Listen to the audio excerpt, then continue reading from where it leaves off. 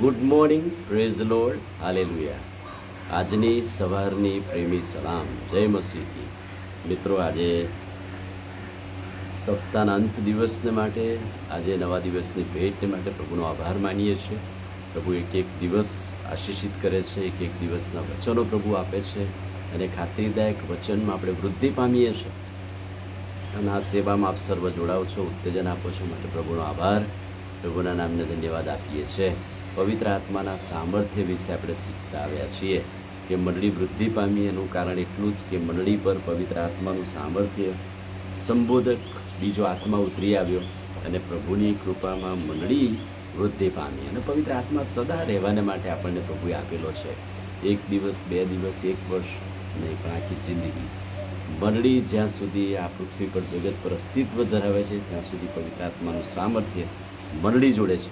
યોહાનની સુવાર્તા 14મો અધ્યાય અને 26મું વચન. સંબોધક એટલે પવિત્ર આત્મા જેને બાપ મારે નામે મોકલી આપશે તે તમને બધું શીખવશે. ને ગઈકાલે આપણે જોયું કે પવિત્ર આત્મા આપણને શીખવે છે, શીખાડે છે દરરોજના જીવનમાં.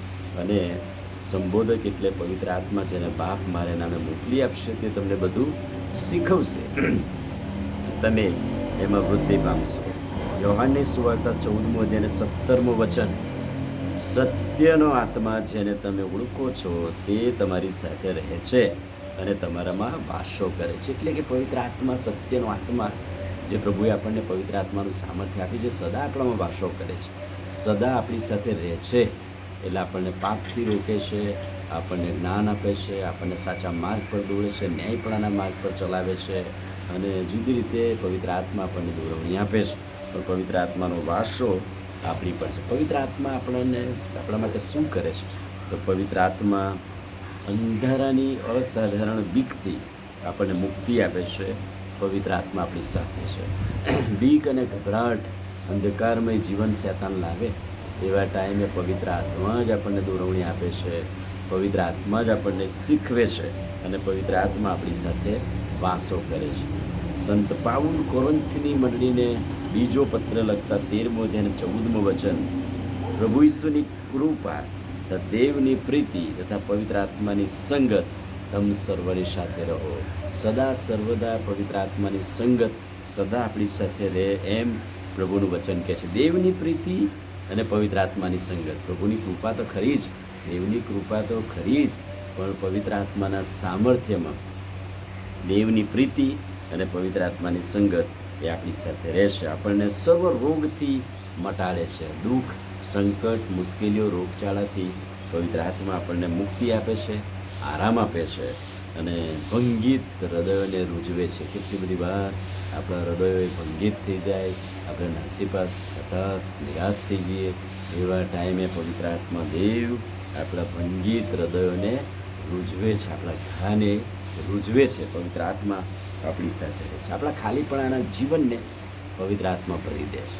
ઘણી બધી વાર આપણું જીવન એ ખાલીપણાનું હોય છે, પવિત્ર આત્માનું સામર્થ્ય આપણી પર આવે છે અને આપણને એ ભરી દે છે.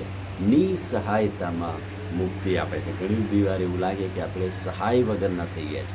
નિસહાયતામાં પ્રભુ આપણને મુક્તિ આપે છે. અને શિક્ષણ, ઉત્તેજનની સેવા પવિત્ર આત્માની સહાય હોય છે. ઘણી બધી વાર શિક્ષણ આપવામાં, ઉપદેશ આપવામાં આપણી પાસે કદાચ કશું જ હોતું નથી, પણ પવિત્ર આત્મા જ આપણા હૃદય અને મનોને આપણા મુખના શબ્દો બને છે અને પવિત્ર આત્મા આપણને એ દોરવણી આપે છે. એટલે પવિત્ર આત્માનું સામર્થ્ય સદા આપણી સાથે રહે છે.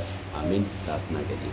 ભલા સ્વર્ગીય પિતા, તમારી કૃપા, દયા, ભલાઈ માટે આભાર. તમારી સંભાળને માટે સ્તુતિ કરીએ છીએ. રોજ રોજ ખાતરીદાયક વચન આપો છો, વચનના પ્રકાશમાં અમને દોરો છો, અમને તમારું સામર્થ્ય આપો છો, માટે આભાર. આજનો દિવસ પ્રભુ બાપ તમે આશીર્વાદિત કરો. પ્રભુ ઈસુના નામમાં પ્રાર્થીએ છીએ, સાંભળો ને માન્ય કરો. આમીન. God bless.